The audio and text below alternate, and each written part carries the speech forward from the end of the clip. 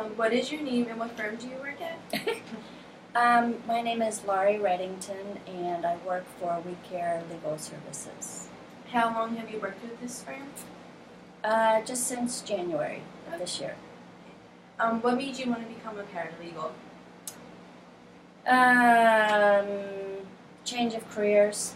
I have a degree in business and just wanted to do something different. How did you hear of the paralegal field? Did some internet searching, trying to decide, I wanted to go back to school for either an MBA or something when I decided to change careers, I looked at all of the colleges in the area, see what they had, and I actually fell into it because Bucks County Community College has the ABA approved paralegal program, which is a huge deal if you're a paralegal. Oh, that's good. What made you want to become a paralegal? If you found it online, but what really sparked your interest? I've always been interested in reading about court cases, and I did not want to go to law school, so this was the next best thing. What thing about being a paralegal surprised you the most? What were you not expecting?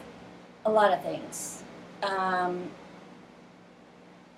think what little I know about paralegal positions, it depends on what you do, depends entirely on the attorney that you report to. Here we have 2 full-time paralegals, and I do completely different jobs than the other paralegal does.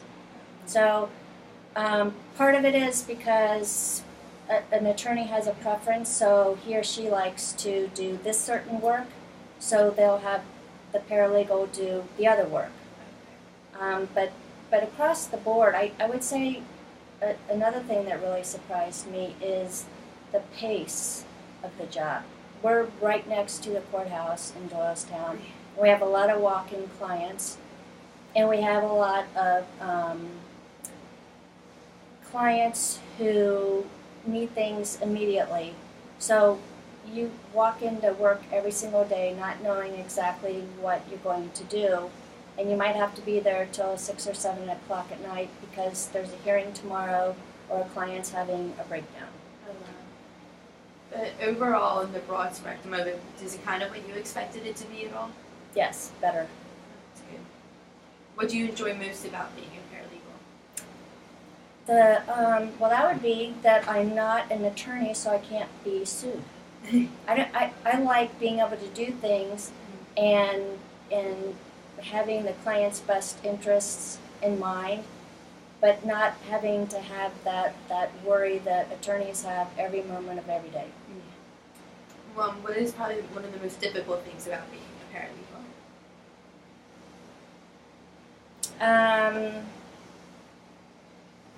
I would say for any paralegal, the most difficult thing is learning what the attorney that you're in that supervises you, what they need, what they want, what they expect, and how they expect it. Do you have your paralegal certificate? Mm-hmm.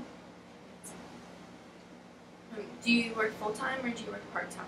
Full-time. And I would say, at least in this area, it's either full-time or nothing. I think it's hard to find a part-time paralegal job from what I've heard. And I'm not sure exactly why that is, except that it's to your advantage to be in the office as much as possible, so you have the continuity of what the attorney is doing with what clients. What qualities do you think a person needs to become a successful paralegal? They have to adapt. They have to adapt to what the attorney wants or needs, what the client wants or needs. Client's always right. And yeah, I guess that would be the number one thing. Out of everything you do as a paralegal, what do you think is probably the most important? Maintaining client confidentiality. And even among the people in the office, making sure that you remember that the client has told things to the attorney and you might have read in the file or been a part of, but that's their story and it's theirs alone, and it stops right there. They say to be a paralegal, you have to be very organized and good at multitasking. Even though it may seem easy, was it hard in the beginning to stay on top of everything at once? Yes, but I would agree that you shouldn't even consider being a paralegal if you are not well organized, both physically and mentally. If that makes sense. Yes. And there's some, there are some attorneys here that are very organized, and there are some that are lacking in that area. But it doesn't matter if your attorney is or isn't, you have to be, and if they're not, then you need to get them organized, and that's where the adaptability comes into play.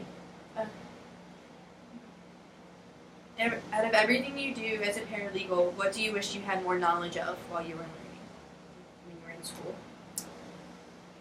I would say the only thing that was, now that I look back on it, and I think Bucks County has a great program.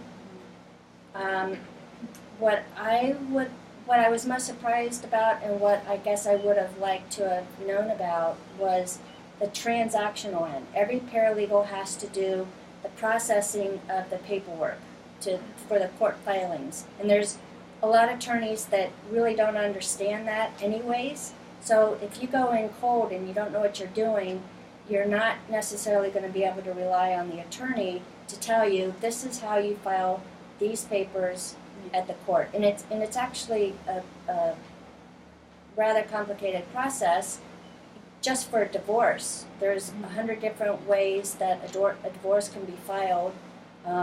So that's, and I'm not sure how a college could do that, but if they could, that would be helpful. And finally, what advice would you give to someone studying to be a paralegal? I would